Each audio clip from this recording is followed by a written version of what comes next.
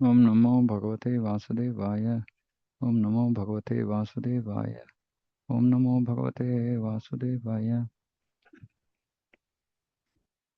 Narayanam Namaskritya Naram Chaiva Narottamam Devim Saraswatim Vyasam Tato Jayamudire.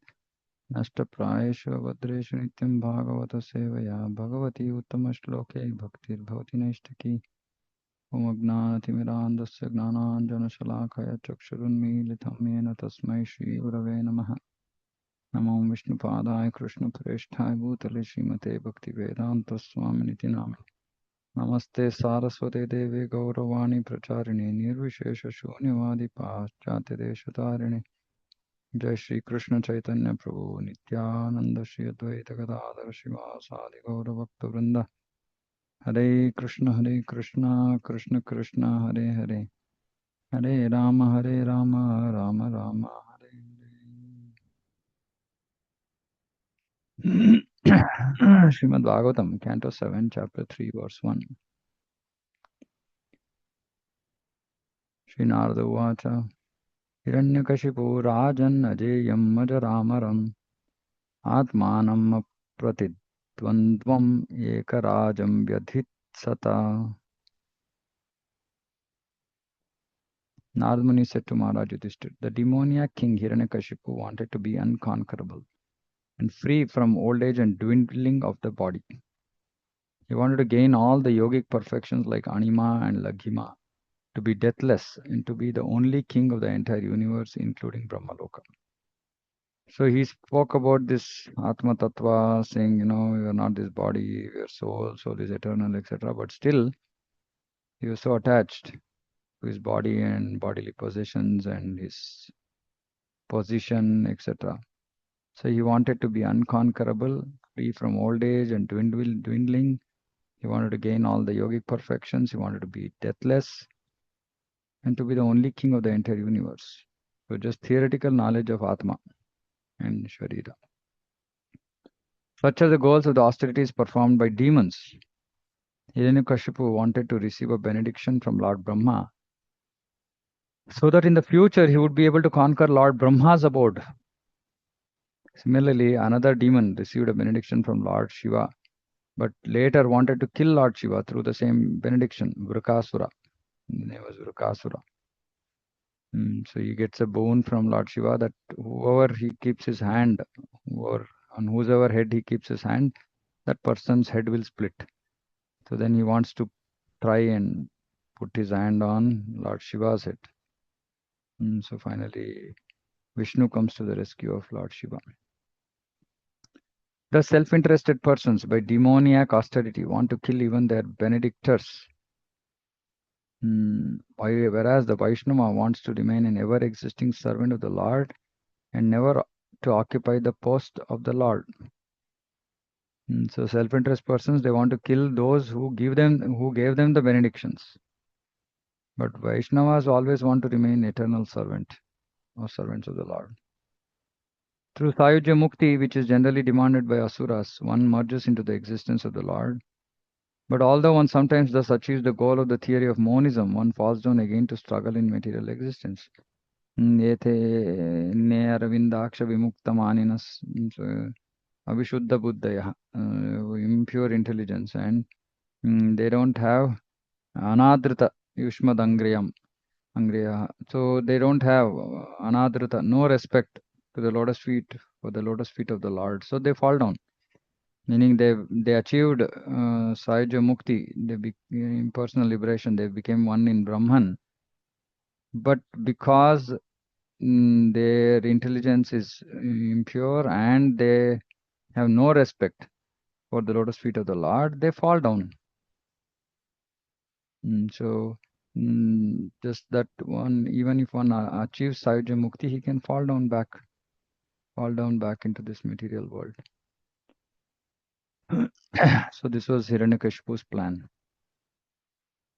Satepe mandaradronyam tapaparamadharunam urdhvabahurnabho drishtihi padangusthashrita vanihi.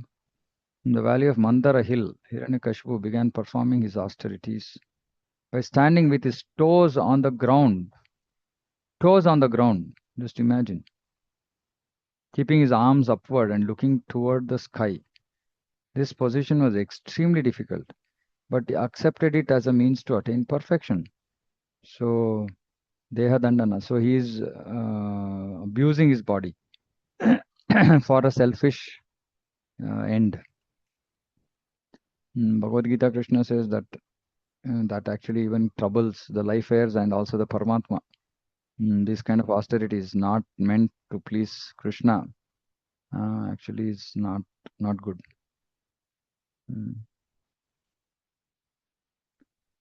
जटादीधितिभिरेजे संवर्तार्क इवांशुभिः तस्मिंस्तपस्तप्यमाने देवास्तानानि भेजिरे. From the hair on Hiranyakashipu's head there emanated an effulgent light as brilliant and intolerable as the rays of the sun at the time of dissolution because of his austerity. Seeing the performance of such austere penances, the demigods who had been wandering throughout the planets now returned to their respective homes. So this was told, they started wandering around Earth to see the atrocities that Hiranyakashipu's army was creating. So now they returned to their respective homes. Tasya murdna samudbhutaha sadhumognis tapomayah tiryag urdhvam adho lokan pratapad vishvagiritaha. Because of Hiranyakashipu's severe austerities, fire came from his head, and this fire and its smoke spread throughout the sky, encompassing the upper and lower planets, which all became extremely hot. Severe austerities. Severe. Chakshubhur-nadyudvanvantah sadvipadrishchachalabhuhu nipetuh sagrahastara jajvalushcha disho dasha. Because of the power of his severe austerities, all the rivers and oceans were agitated. The surface of the globe with its mountains and islands began trembling, and the stars and planets fell. All directions were ablaze. Tena taptadivam tyaktva brahmalokam yayusuraha ratre vignapayamasur devadeva jagatpate daityendra tapasa tapta divistatum na shaknumaha. Crushed and extremely disturbed because of Hiranyakashipu's severe penances, all the demigods left the planets where they reside and went to the planet of Lord Brahma, where they informed the Creator as follows. Deva Deva, Deva Deva Jagatpate. So Lord Brahma is also called Deva Deva and Jagatpate. Krishna is also called Deva Deva Jagatpate. So Brahma is within the material world creation by the sanction of the Supreme Lord. He is also Deva Deva Jagatpate. Because of the fire emanating from Hiranyakashipu's head as a result of his severe austerities, we become so disturbed that we could not stay in our planets but have come to you. Tasya chopashamam bhumam vidhehi yadi manyase lokanayavanakshanti balishharas tavabhibhuhu. O great person, chief of the universe, if you think it proper, kindly stop these disturbances meant to destroy everything before all your obedient subjects are annihilated. Tasyayam kila sankalpastyarato dushcharam tavaha shruyatam kim na viditastavathapi niveditam. Hiranyakashipu has undertaken a most severe type of austerity, although his plan is not unknown to you. Kindly listen as we submit his intentions. The Supreme Person within this universe, Lord Brahma, has gotten his exalted post by dint of severe austerities, mystic power, and trance. These are Hiranyakashipu's thoughts. Consequently, after creating the universe, he has become the most worshipable demigod within it. Since I am eternal and time is eternal, so here I am eternal means the Atma, and time is eternal, I shall endeavor for such austerity, mystic power, and trance for many, many births. And thus I shall occupy the same post occupied by Lord Brahma. So his plan is that he is become the supreme person by severe austerities, mystic power, and trance. So I will do the same thing for many, many births, not just one birth. So he was ready to perform severe austerities for multiple births so that he could occupy the post of Lord Brahma. Hiranyakashipu's determination was to occupy the post of Lord Brahma, but this was impossible because Brahma has a long duration of life. What this means is till Brahma's life is over, Hiranyakashipu can't take up this position. As confirmed in Bhagavad Gita, Sahasra Yuga Paryantam Maharyad Brahmano Viduhu. 1000 yugas equals 1 day of Brahma. Duration of Brahma's life is extremely great, and consequently it was impossible for Hiranyakashipu to occupy that post. Nonetheless, his decision was that since the self and the time are both eternal, if he could not occupy that post in one lifetime, he would continue to execute austerities life after life, so that sometime he would be able to do so. So Brahma's life is 311 trillion 40 billion years. So he had to do based on how much ever time lifespan of Brahma had elapsed at this point of time when Hiranyakashipu decided to do the austerities. For the remaining amount of time, he would continue to do austerities so that he could take up the post of Brahma. That was his determination. By dint of my severe austerities, I shall reverse the results of pious and impious activities. He thought that there is no controller, so just by austerities he can do whatever he wants. I shall overturn all the established practices within this world. Even Dhruvaloka will be vanquished at the end of the millennium. Therefore, what is the use of it? I shall prefer to remain in the position of Brahma. Hiranyakashipu's demoniac determination was explained to Lord Brahma by the demigods, who informed him that Hiranyakashipu wanted to overturn all the established principles. After executing severe austerities, people within this material world are promoted to the heavenly planets, but Hiranyakashipu wanted them to be unhappy, suffering because of the diplomatic feelings of the demigods, even in the heavenly planets. He wanted those who were harassed in this world by material transactions to be unhappy for the same reason, even in the heavenly planets. Indeed, he wanted to introduce such harassment everywhere. One might ask how this would be possible, since the universal order has been established since time immemorial. But Hiranyakashipu was proud to declare that he would be able to do everything by the power of his tapasya. He even wanted to make Vaishnava's position insecure. These are some of the symptoms of asuric determination. So he wanted to reverse the results of pious and impious activities. So people who do pious activities normally go to heaven. So he wanted to reverse it, meaning people who do pious activities will go to hell. People who do impious activities will go to heaven. So he wanted to make them unhappy for their pious activities.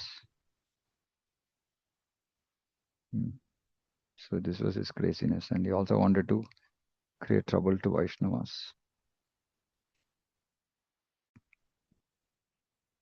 Oh Lord, we have heard from reliable sources that in order to obtain your post, Hiranyakashipu is now engaged in severe austerity. You are the master of the three worlds. Please, without delay, take whatever steps you deem appropriate. In the material world, a servant is provided for by the master, but is always planning how to capture the master's post. There have been many instances of this in history, especially in India during the Mohammedan rule. Many servants, by plans and devices, took over the posts of their masters. It is learned from Chaitanya literature that one big zamindar, Subuddhi Raya, kept a Mohammedan boy as a servant. Of course, he treated the boy as his own child. And sometimes when the boy would steal something, the master would chastise him by striking him with a cane. There was a mark on the boy's back from his chastisement. Later, after that boy had by crooked means become Hussein Shah. So he became Nawab of Bengal. So Subudhi Raya was just a zamindar, big zamindar. And this boy who he had employed somehow became Hussein Shah by crooked means. One day his wife saw the mark on his back and inquired about it. The Nawab replied that in his childhood he had been a servant of Subudhi Raya, who had punished him because of some mischievous activities. Upon hearing this, Nawab's wife immediately became agitated and requested her husband to kill Subudhi Raya. Nawab Hussain Shah, of course, was very grateful to Subhuti Raya and therefore refused to kill him. But when his wife requested him to turn Subhuti Raya into a Mohammedan, the Nawab agreed. Taking some water from his water pot, he sprinkled it upon Subhuti Raya and declared that Subhuti Raya had now become a Mohammedan. The point is that this Nawab had been an ordinary menial servant of Subhuti Raya, but was somehow or other able to occupy the supreme post of Nawab of Bengal. This is the material world. Everyone is trying to become master through various devices, although everyone is servant of his senses. Following this system, a living entity, although servant of his senses, tries to become master of the whole universe. Hiranyakashipu was a typical example of this, and Brahma was informed by the demigods of his intentions. Of course, those were the days when Prabhupada actually writes comments about this. And His Holiness Bhakti Vikas Maharaj has written about this in Message to Youth of India. That those days, just by sprinkling water from a water pot of a Muslim, a Hindu would become a Muslim, like that, and they would be ostracized from the society. They had to go away, like that. And then Subhuti Raya actually then went and asked some Brahmanas, etc., Hindus, saying that, how do I undo this? I mean, I've now become a Mohammedan. I want to come back, become a Hindu back. And he was told that he had to drink hot ghee. Drinking hot ghee means actually dying, just because body cannot deal with that. And then Subhuti Raya meets Chaitanya Mahaprabhu and asks him, saying that, what is the remedy? Chaitanya Mahaprabhu says, just chant Hare Krishna, nothing else is required. So this instance is very famous. Prabhupada here is quoting to say how servants want to become masters. And that's the same thing even for all of us. We're all servants, but we always want to become masters. We want to own things that Krishna has given us for our maintenance. We want to own it. We don't want to use it in Krishna's service. So we are also trying to be owners, masters. So it's demoniac.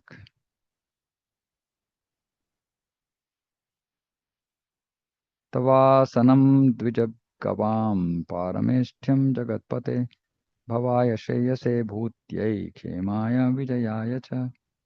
O Lord Brahma, your position within this universe is certainly most auspicious for everyone, especially the cows and brahmanas. So the demigods are really frightened. So they are even telling Brahma how important his position is. Even if he is not attached to his position is important because Brahminical culture and protection of cows can be increasingly glorified, and thus all kinds of material happiness, opulence, and good fortune will automatically increase. But unfortunately, if Hiranyakashipu occupies your seat, everything will be lost. In this verse, the words Dvijagavam Parameshtyam indicate the most exalted position of the Brahmanas, Brahminical culture, and cows. In Vedic culture, the welfare of the cows and the welfare of Brahmanas are essential. Without a proper arrangement for developing Brahminical culture and protecting cows, all the affairs of administration will go to hell. Being afraid that Hiranyakashipu would occupy the post of Brahma, all the demigods were extremely disturbed. Hiranyakashipu was a well-known demon, and the demigods knew that if demons and Rakshasas were to occupy the supreme post, Brahminical culture and protection of cows would come to an end. As stated in Bhagavad Gita 5.29, the original proprietor of everything is Lord Krishna, Bhoktaram Yagnatapasam Sarvaloka Maheshwaram. The Lord therefore knows particularly well how to develop the material condition of the living entities within the material world. In every universe, there is one Brahma engaged on behalf of Lord Krishna as confirmed in Srimad Bhagavatam. Tene Brahmaradaya Adikavaye. Principal creator in each Brahmanda is Lord Brahma, who imparts Vedic knowledge to his disciples and sons. On every planet, the king or supreme controller must be a representative of Brahma. Therefore, if a Rakshasa or demon were situated in Brahma's post, then the entire arrangement of the universe, especially the protection of the Brahminical culture and cows, would be ruined. All the demigods anticipated this danger, and therefore they went to request Lord Brahma to take immediate steps to thwart Hiranyakashipu's plan. In the beginning of creation, Lord Brahma was attacked by two demons, Madhu and Kaitaba. But Krishna saved him. Therefore, Krishna is addressed as Madhu Kaitaba Antra. Now again, Hiranyakashipu was trying to replace Brahma. The material world is so situated that even the position of Lord Brahma, not to speak of ordinary living entities, is sometimes in danger. Nonetheless, until the time of Hiranyakashipu, no one had tried to replace Lord Brahma. Hiranyakashipu, however, was such a great demon that he maintained this ambition. The word bhutyai means for increasing opulence, and the word shreyase refers to ultimately returning home back to God. In spiritual advancement, one's material position improves at the same time that the path of liberation becomes clear and one is freed from material bondage. So please note this. So for those who want their material position to improve and for which they are trying themselves, Prabhupada is writing, as we advance spiritually, when we reach this stage of mukti, improve at the same time that the path of liberation becomes clear. So when both these things happen parallelly, one's material position improves at the same time that the path of liberation becomes clear. So when one advances beyond anartha nivritti to nishtha, basically looks like one's material position also improves. Because that person at that point of time is freed from attachment to material things and is now dedicated to Krishna. So Krishna gives him whatever is required to maintain his position. Because he knows from then on, whatever is given to him is going to be used in the Lord's service. So we don't need to try spiritual material advancement. We don't have to put effort for material advancement. Even if we put effort for material advancement in conditioned state, the material advancement will be limited to our karma phala. But in this state, beyond anartha nivritti nishtha, spiritually advanced state, one's material position becomes independent of the karma of the person, of the devotee. So it's now just the desire of the Lord as to how he should improve the devotee's material position or how he should curtail it or whatever, with the only aim of helping the devotee achieve perfection because he's already come till liberation. So we don't have to struggle too much for material welfare. If one is situated in an opulent position in spiritual advancement, his opulence never decreases. Therefore, such a spiritual benediction is called bhuti or vibhuti. Krishna says, Yadyad vibhuti mat sattvam, amatejamsha sambhavam. So devotee advances in spiritual consciousness and thus becomes materially opulent also. His position is a special gift from the Lord. Such opulence is never to be considered material. At the present, especially on this planet Earth, the influence of Lord Brahma has decreased considerably and the representatives of Hiranyakashipu have taken charge. Therefore, there is no protection of Brahminical culture and cows, which are the basic prerequisites for all kinds of good fortune. This age is very dangerous because society is being managed by demons and rakshasas. And so, like I said again, the material opulence of a spiritually advanced devotee is not a result of his karma phala, but is a special gift from the Lord. The gift has been given because he knows that that gift is going to be utilized in his service. So the Lord mercifully has given that as a gift. So again, reminder that we don't have to try to improve our material position. Anyway, we can't beyond what is destined for us to get. But the Lord mercifully gives such gifts to his pure devotees. And this is the position of current state, current society, because it's being managed by demons and rakshasas. Iti vignapito devairbhagavanaatmabhurnrupa parito bhrugudakshadyair daityeshvarashramam. O king, being thus informed by the demigods, the most powerful Lord Brahma, accompanied by Bhrigu, Daksha, and the other great sages, immediately started for the place where Hiranyakashipu was performing his penances and austerities. Lord Brahma was waiting for the austerities performed by Hiranyakashipu to mature. So he knew everything, whatever was going on. So he was waiting for it to mature so that he could go there and offer benedictions according to Hiranyakashipu's desire. Now, taking the opportunity of being accompanied by all the demigods and great saintly persons, Brahma went there to award him the benediction he desired. Lord Brahma, who is carried by a swan airplane, at first could not see where Hiranyakashipu was. For Hiranyakashipu's body was covered by an anthill and by grass and bamboo sticks. Because Hiranyakashipu had been there for a long time, the ants had devoured his skin, fat, flesh, and blood. Ants had eaten up his skin, fat, flesh, and blood. Then Lord Brahma and the demigods spotted him, resembling a cloud-covered sun, heating all the world by his austerity. Struck with wonder, Lord Brahma began to smile and then addressed him as follows. The living entity can live merely by his own power without the help of skin, marrow, bone, blood, and so on, because it is said, Asango Hyam Purushaha. Living entity has nothing to do with the material covering. Of course, there is also an additional thing about how in Satyuga that one can live just by the strength of prana. But in Kali Yuga, one requires food like that. So there's some things which are also stated. Hiranyakashipu performed a severe type of tapasya for many long years. Indeed, it is said that he performed the tapasya for 100 heavenly years. Since one day of the demigods equals 6 of our months, one day of demigods is 6 months. Here, certainly this was a very long time. So 100 heavenly years means 100 into 365 into 6 months into half a year. That is the extent. By nature's own way, his body had been almost consumed by earthworms, ants, and other parasites, and therefore even Brahma was at first unable to see him. Later, however, Brahma could ascertain where Hiranyakashipu was, and Brahma was struck with wonder to see Hiranyakashipu's extraordinary power to execute tapasya. Anyone would conclude that Hiranyakashipu was dead because his body was covered in so many ways. But Lord Brahma, supreme living being in this universe, could understand that Hiranyakashipu was alive but covered by material elements.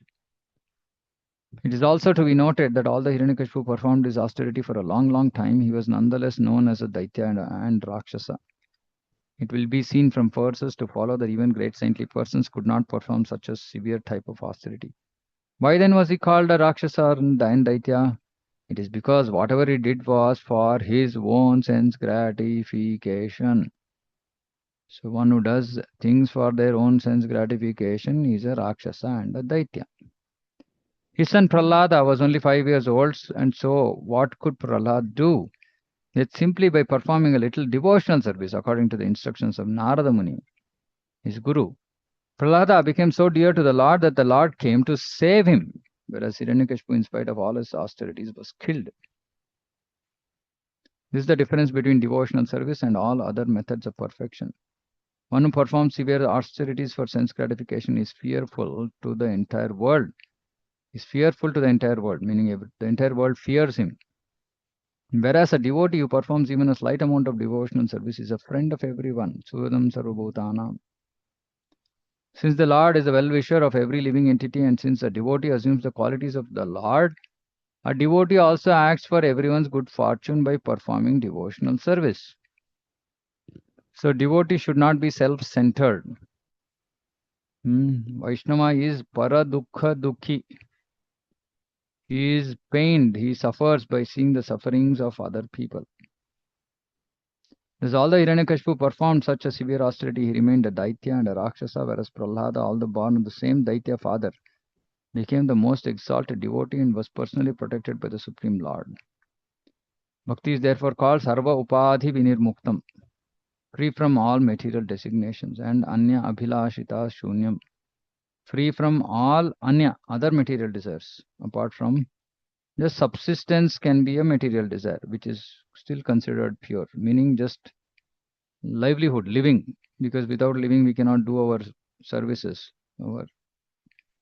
So, Anya Abhilashita, Anya meaning apart from wanting only the pleasure of Krishna, free from all material desires except subsistence. That's Anya Abhilashita. So anyway, so Rupa Goswami talks about Anya Abhilasha, Anya Abhilashita. There's a difference in Sanskrit. Shri Brahmovacha. Uttishtottishta bhadram te. Bhadram, saying, let there be good fortune. Tapasiddhosi Kashyapa. Varadoham anuprapto vriyatamu ipsito varaha. Lord Brahma said, O son of Kashyapa Muni, please get up, please get up. All good fortune unto you. You are now perfect in the performance of your austerities, and therefore I may give you a benediction.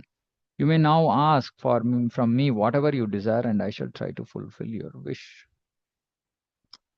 Srila Madhvacharya quotes from the Skanda Purana, which says that Hiranyakashipu, having become a devotee of Lord Brahma, who is known as Hiranyagarbha, and having undergone a severe austerity to please him, he is also known as Hiranyaka. Rakshasas and demons worship various demigods such as Lord Brahma and Lord Shiva just to take the post of these demigods. This we have already explained in previous verses. Adraksham mahametam te ritsaram mahadadbhutam damsha bhakshita dehasya pranashyastishu cherate. I've been very much astonished to see your endurance. In spite of being eaten and bitten by all kinds of worms and ants, you're keeping your life air circulating within your bones. Certainly, this is wonderful.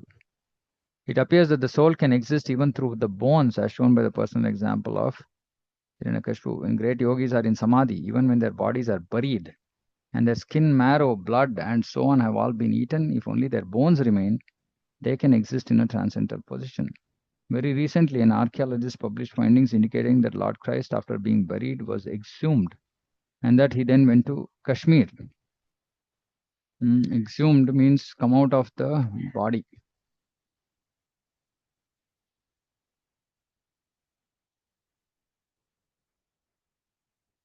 To remove a dead body from the ground, especially in order to examine how the person died. Okay, but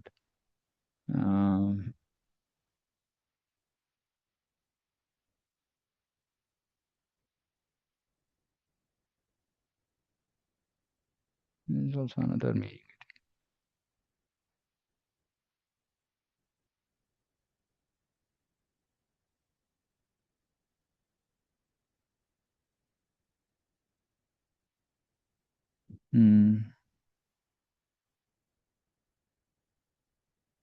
As far as I understand, it means that he then went to Kashmir, so he just came out of that body. There have been many actual examples of yogis being buried in trance and exhumed alive, and in good condition several hours later. A yogi can keep himself alive in transcendental state even if buried not only for many days but for many years. So all this is possible.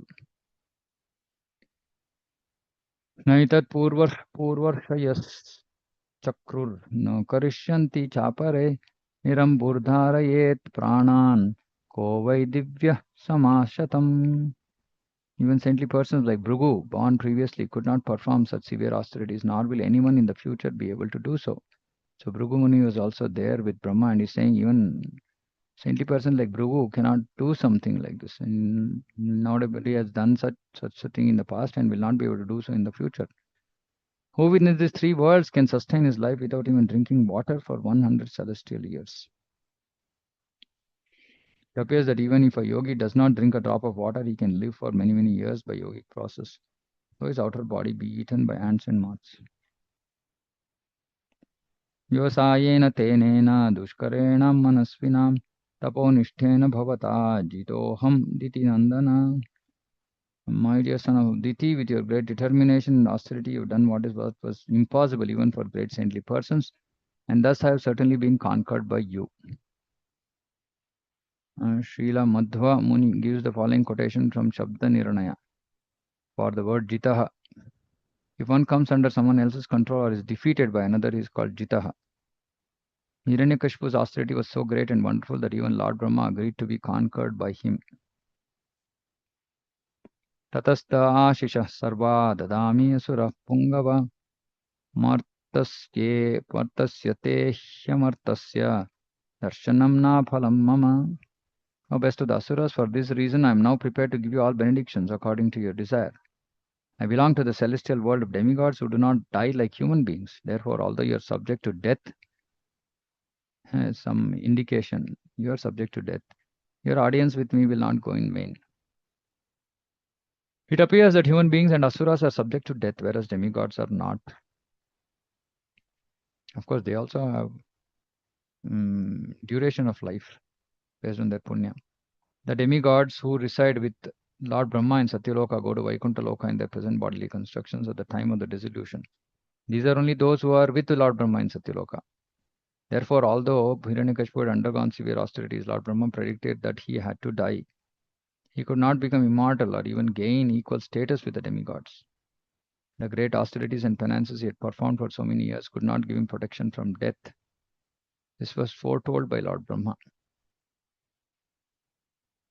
So, celestial world of demigods, they do not die like human beings. But they also have to give up their Chine Punyam Artya Lokam Vishanti. And great demigods like Brahma, they also have a duration of life. If they've taken a post for that duration, they will remain. Under some special circumstances, they might, come down for some reason. Like Lord Brahma came as Haridas Thakur. So yeah, so indirectly, Lord Brahma is saying that you cannot become deathless. You cannot. That cannot give you protection from death. Your austerities cannot give you protection from death. Okay, so I'll stop here. You can continue tomorrow. Krishna. Okay, any comments?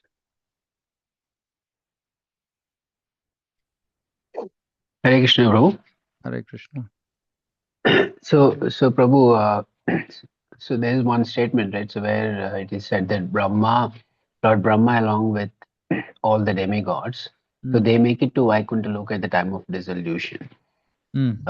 So, Not all the but demigods.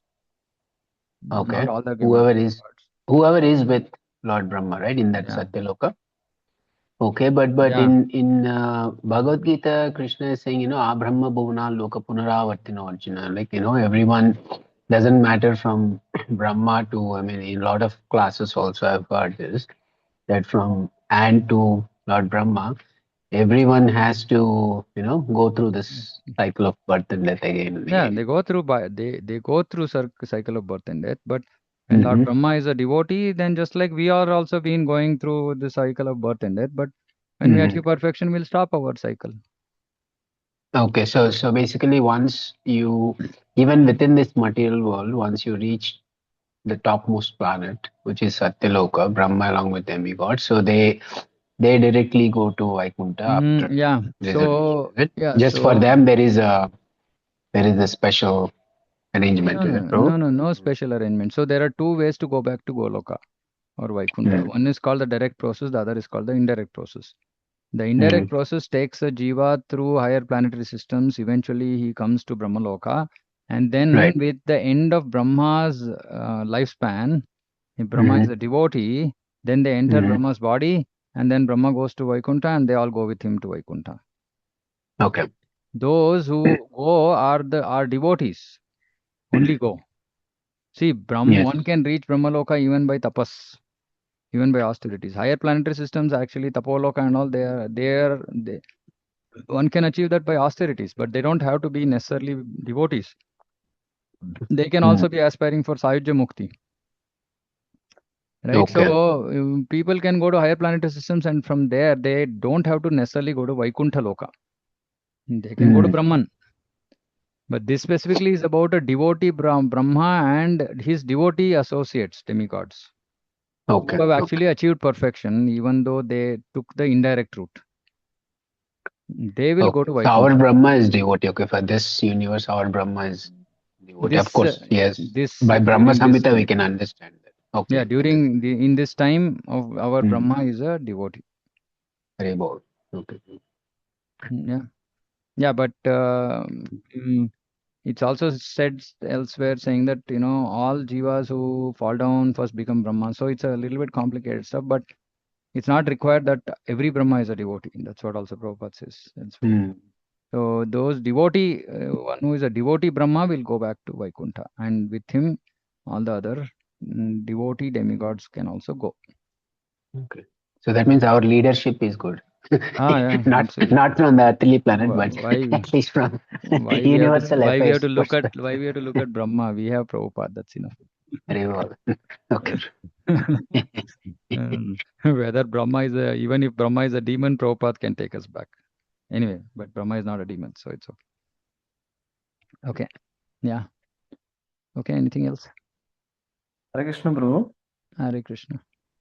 Prabhu, two questions. So now there are different Brahmas who are also not devotees, Prabhu. Oh yeah.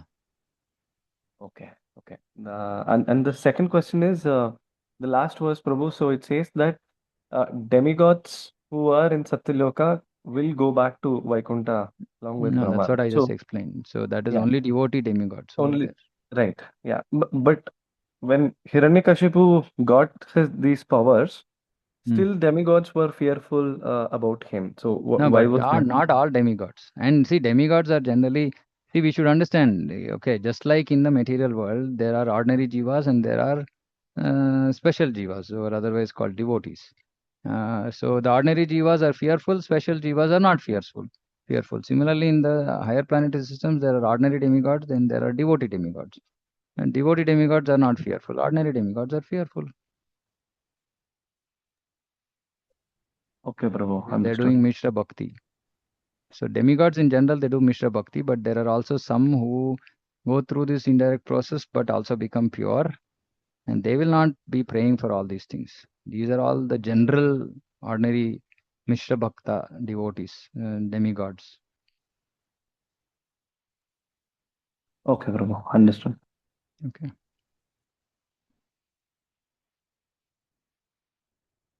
Anything else? Okay, we can close. Shrimad Bhagavatam की जय जगत गुरु श्री प्रभुपाद की जय वंशा कल्पतरुभ्यश्च कृपा सिंधुभ्येव च पतितानां पावनेभ्यो वैष्णवेभ्यो नमो नमः अनंत कोटि वैष्णव की जय समवेत गौर भक्त की जय हरे कृष्ण